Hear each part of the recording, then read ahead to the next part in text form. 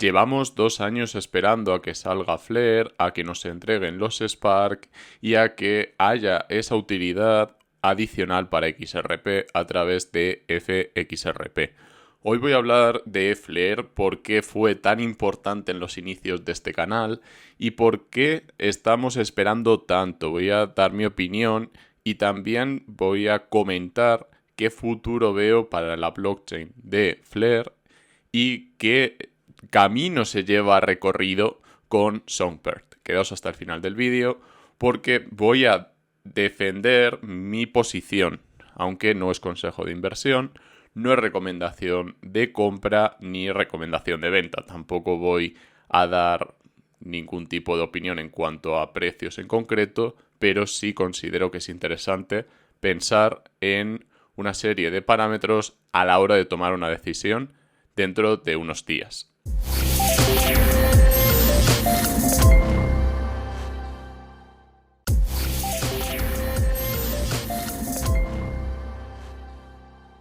Una pregunta que nos llevamos haciendo prácticamente 2 años es ¿cuándo va a salir Flare? En agosto sacaron el white paper y estuvieron explicando cuáles eran los objetivos de la blockchain de Flare y después de mucho tiempo anunciaron cuándo iba a ser la foto al libro de XRP, al XRP-L. A día de hoy todavía no hemos recibido los Spark y se espera que los recibamos el 4 de julio. En torno al 4 de julio pueden tardar algún día más en entregar los Spark. Sin embargo, el 4 de julio se espera que salga la blockchain de Flare. ¿Puede salir más tarde? ¿Puede salir antes? Antes no creo. Creo que hay que esperar al 4 de julio por lo menos y a partir de ahí puede haber algún retraso, puede haber algún contratiempo y podemos ver la blockchain días después. Considero que hay que respetar los tiempos y que si han estado posponiendo hasta el 4 de julio es muy probable que hiciera falta. Yo estuve en reuniones en las que se explicó que iban a anunciar Songbird porque era necesario probar la blockchain con dinero real antes de sacar Flare Networks. Ya hemos tenido a Songbird durante unos meses y no ha dado problemas a nivel técnico. De hecho, el principal problema que ha habido con Songbird ha sido que SGB, la criptomoneda de la blockchain de Songbird, ha caído y caído y caído y caído. No voy a entrar tampoco mucho en detalles, simplemente que no ha habido tiempo para demostrar que funciona lo suficientemente bien, que hay utilidad, por ejemplo, con los F-Assets, con los activos en la red de Flare y en la red de Songbird, y el precio no refleja prácticamente nada más allá de la especulación. Por lo tanto, considero que es interesante prestar atención a este tipo de desarrollo fundamental y si queréis profundizar más, debajo vais a tener los links. De momento no ha habido ningún tipo de contratiempo con respecto al 4 de julio, sin embargo, si seguís la cuenta de Flare, vais a poder ir viendo las actualizaciones, las novedades. Personalmente considero que ya el precio de SGB alcanzó buenas zonas y que a nivel de ventas ya fue su momento y también hubo mucho interés por comprar Songbird. Lo digo sobre todo a nivel técnico, porque mucha gente ya está muy quemada, muy harta de Ethereum y de competidores de Ethereum que no tienen ese nivel de descentralización y que tampoco tienen una capacidad de conectar blockchains dando incentivos a esas blockchains. Por eso considero que desde que salió el white paper de Flare hasta ahora han ido integrando varios cambios que conectan blockchains dando incentivos a los validadores de cada blockchain para crear activos derivados que realmente estén generando unos ingresos, unos beneficios para esos validadores. Tenemos el caso de los mineros, tenemos el caso de los tenedores de XRP y todos ellos van a tener incentivos para acuñar en Flare. Va a haber unos ratios de garantías y va a haber una serie de protocolos para poder llevar XRP a la red de Flare. También es cierto que va a haber incentivos para acuñar esos activos. Un incentivo muy importante va a ser votar en el proceso de FTSO. que es básicamente el sistema de precios que va a existir en Flare Networks.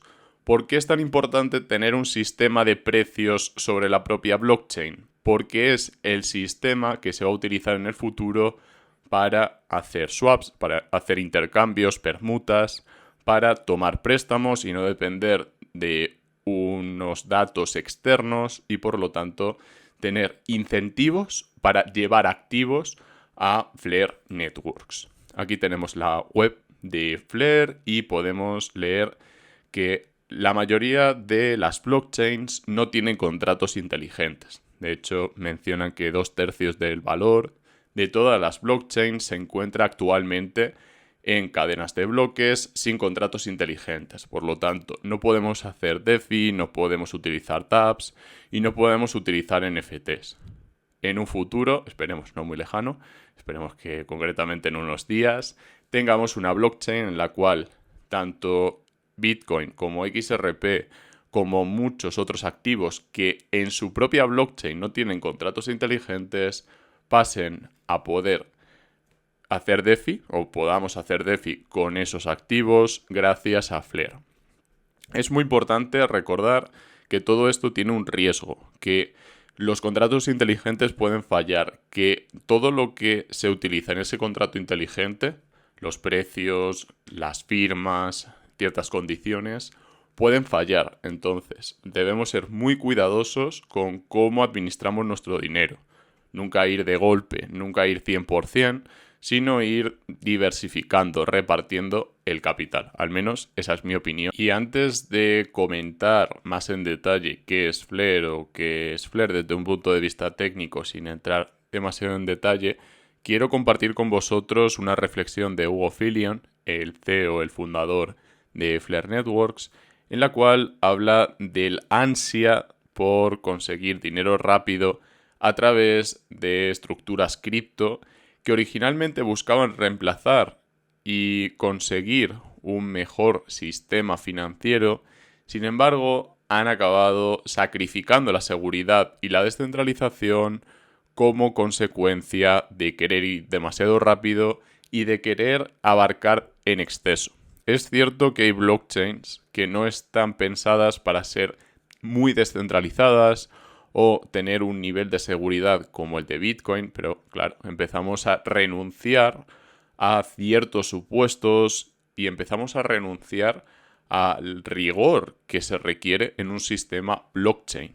Cuando se crea un sistema criptográfico, necesitamos tiempo, tener paciencia, ser persistentes, ser valientes y por ese mismo motivo considero que Flare ha tardado tanto en desarrollar su blockchain. Tenemos varios white papers, el FXRP, porque es la forma de generar derivados que se va a ir replicando con otros activos. Concretamente, se va a requerir una garantía muy elevada para evitar liquidaciones que pongan en riesgo a todo el sistema. En el caso de XRP, vamos a poder ir con nuestros XRP a Flare, que está conectada al Ethereum Virtual Machine. ¿Qué es la Ethereum Virtual Machine? Es la máquina virtual de Ethereum. De hecho, solamente me voy a quedar en el resumen y como veis, este white paper, este documento original, viene desde agosto de 2020. Por lo tanto, 2 años, casi 2 años. En cuanto al sistema que va a utilizar para que no sea necesario ni Proof of Work ni Proof of Stake, tenemos Federated Byzantine Agreement, que es básicamente el sistema que tienen XRP y Stellar. Es un sistema que consume menos energía, que puede alcanzar un mayor grado de descentralización, aunque la condición es que hay que confiar en los nodos validadores. Esa es la debilidad del sistema, porque necesitamos validar la identidad de esas personas y por lo tanto si vamos a confiar en alguien que está validando transacciones necesitamos al menos esa prueba de que nos podemos fiar de ellos. Cuando empezaron a hablar de meter a Litecoin o a Bitcoin o a otras blockchains que tienen prueba de trabajo, entre ellas Dogecoin por cierto, estaban hablando de, bueno, vamos a intentar conseguir un FBA que no requiera una identidad tan de negocio, sino que alguien que está validando transacciones con su equipo de minería pueda entrar en Flare Networks simplemente acreditando que es minero en otra blockchain. Es un poco la idea de Flare, de tener esas señales para coordinarse entre los generales bizantinos sin necesidad de decir tengo un cargo o tengo un negocio de lo que sea. Y por eso tenéis que confiar en mí. La forma en la que se crea la UNL es totalmente diferente, es más descentralizada que en el caso de XRP-L. Por eso me convencía tanto en su día el white paper de Flare. Me sigue convenciendo, pero he de seros sincero, no me ha gustado que se prometiera que estaba en 6 meses, que estaba en 9 meses y que luego no se cumpliera. Para mí perdieron bastante credibilidad, pero la justificación es lo suficientemente clara y es lo suficientemente robusta como para que haga un vídeo sobre el tema y como para que recupere el entusiasmo por este asunto, aunque ya sabemos que el mercado está en tendencia bajista, mercado bajista, bueno, todo bajista. Lo veamos como lo veamos, estamos bajistas en cuanto a precios, pero en cuanto a desarrollo es una gran oportunidad para hablar de Flare, para estudiar, para leer todas las páginas de este memorándum y hacer el esfuerzo de entenderlo, porque hay partes que son difíciles de entender. De hecho, otro punto muy importante que tenemos que dejar muy claro es que se puede utilizar MetaMask, se puede utilizar el Ledger, se puede utilizar la aplicación de Ethereum del Ledger y vamos a recibir los Spark en la dirección que utilizáramos para ligar los XRP a una dirección de Ethereum. De hecho, en su día tuve un tutorial en el cual lo explicaba. Y es cierto que fue uno de los motivos por los cuales este canal empezó a tener seguidores y empecé a crear la comunidad.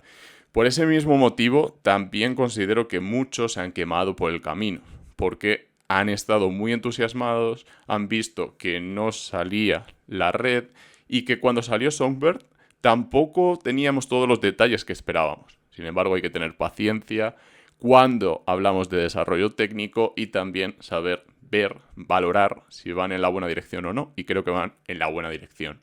Por último, Spark se va a utilizar para pagar comisiones, entonces tenemos esa economía interna y también va a haber un sistema de precios que no he visto en ningún otro sitio. No ha habido ninguna blockchain que haya integrado ese sistema de oráculos de forma tan fiable. Por ejemplo, en Cardano se ha intentado desarrollar un sistema de oráculos y han terminado dependiendo de Chainlink. No quiero ponerme muy técnico, pero es cierto que el sistema de precios de Flare tiene mucho sentido y el de Chainlink no me termina de convencer en exceso, porque no publican de forma clara cómo se forman los precios. Y en el caso de Flare hay un sistema de votaciones y el que gana esa votación recibe una recompensa en FLR.